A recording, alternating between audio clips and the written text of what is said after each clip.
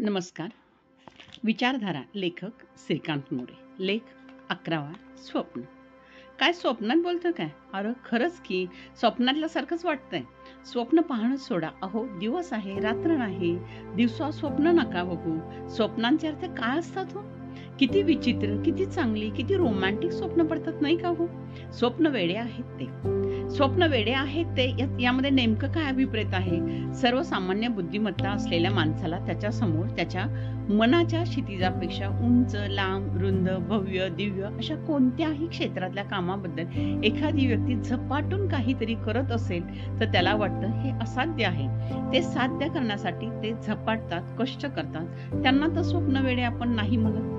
हो, निश्चितच आपणच अशा अनेकविध क्षेत्रात काम करणाऱ्या ध्येयवेड्या व्यक्तींना, रणांगण गाजवणाऱ्या सैनिकांना, राजकीय, सामाजिक, आर्थिक, सांस्कृतिक किंवा क्रीडेच्या क्षेत्रात भव्य दिव्य कल्पना डोळ्यांसमोर ठेवून आखणी करून ती कल्पना साकारणारे किंवा साकार करणारे अशा साऱ्यांनाच आपण स्वप्नवेडे म्हटलं तर वावगं ठरू नये. कारण असं म्हणतात की मनी वसे ते स्वप्नी दिसे. थोडक्यात आपण एखादी कल्पना किंवा विचार दिवसभर मनन चिंतन करत राहिलो मग ते रात्री स्वप्नात येते असंही म्हणतात. मनाच्या 3 सर्वसामान्य अवस्था. जागृत अवस्था, त्याला जाणीवेच्या धारा म्हणूयात. जागेपणी आपण यात वावरतो, पण त्याच वेळी त्यामागे नेणिवेच्या विचारधाराही मनामध्ये कार्यरत असतात. स्वप्नावस्था ही तर झोपेत चालणारी मेंदूची मानसिक प्रक्रिया असते.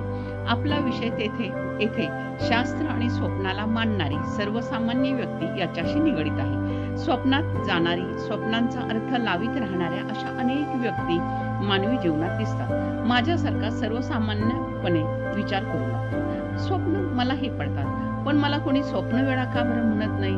छत्रपती शिवाजी महाराज ज्यांनी स्वराज्य स्थापले, पृथ्वी पादाक्रांत करणारे युद्धवेडा अलेक्झांडर असेल, नेपोलियन असेल, रशियाचा पीटर असेल, अगदी अलीकडच्या काळातला जर्मनीचा हिटलर असेल, खरोखरच झपाटून त्यांनी आपल्या सगळ्या शक्ती एकवटल्या आणि पृथ्वी तलावरील साम्राज्य पादाक्रांत केले. स्वप्न वेडे म्हणावं की नाही त्यातच त्यांचा अंत झाला, तरीही अत्यंत कमी वयात त्यांनी हे साध्य केले.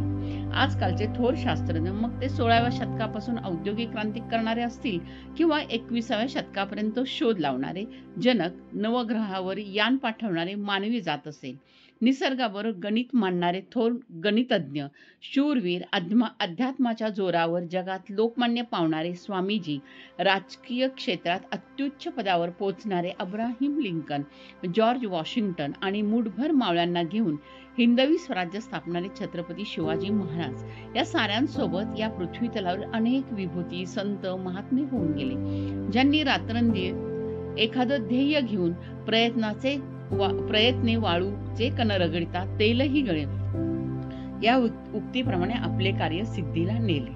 जगात किती जणांची नावं घ्यावी? अमेरिका असो, ब्रिटन असो, जपान असो किंवा भारत असो. शून्यातून ब्रह्मांड निर्माण करणारे थोर उद्योगपती, ज्यांनी स्वप्न बघितली आणि ती सत्यात उतरवली. स्वप्न हा शब्द आपण दैनंदिन जीवनात दररोज वापरतो. स्वप्नाचे अर्थ लावणारे अभ्यासू आहेत, शास्त्रज्ञ आहेत. स्वप्न पाहावं कशाला? स्वप्न पडतात म्हणे. मी म्हणतो स्वप्न मनातून प्रकट होतात, दिवसा रात्री, अगदी कधी. रस्त्यावरून जाताना मी एखादे विमान पाहतो, मला वाटते विमान कंपनी काढावी, का बरं नको? जे नजरेत पडते ते हवे असे मला वाटते. एका क्षणात मनाबरोबर 9 ग्रहांची सफर करावी असंही वाटतं. असो, दैनंदिन जीवनात असे अनेक प्रसंग असतात की आपण वास्तवात पराभव स्वीकारतो आणि स्वप्नात मात्र त्यावरती जय मिळवतो. प्रेम, भीती, ईर्ष्या, मोह, मत्सर, काम, माया या साऱ्या गोष्टी स्वप्नांच्या मुळाशी असतात असं मला वाटतं. नाहीतर खरोखरच स्वप्न आपल्या दैनंदिन जीवनाचा अविभाज्य घटक बनले असतील. जर त्यातून नेहमी अर्थ लावता आले तर काय, पण नाही. आपण कितीतरी स्वप्न विसरतो आणि कितीतरी स्वप्न लगेच आठवतही नाही. काही स्वप्न काही काळ आठवतात, पण काळाच्या ओघात नवनवीन स्वप्नात निघूनही जातात. स्वप्नात सर्वसाधारणपणे घाबरणे, पडणे, लैंगिकता, काहीतरी संबंध नसलेले, अत्यंत असंबंध असे अनेक प्रकार होतात. तरी सर्वसामान्यपणे दैनंदिन घटनांशी स्वप्न कुठे ना कुठेतरी निगडित असते. असो, आपण आणखी थोडं वेगळं स्वप्नवेडे पाहणार आहोत. या सगळ्या स्वप्नवेड्यांचा विचार, अभ्यास यासाठीच की जीवनात आपल्याला यशस्वी व्हायचं असेल तर आपण अभ्यास हा केला पाहिजे.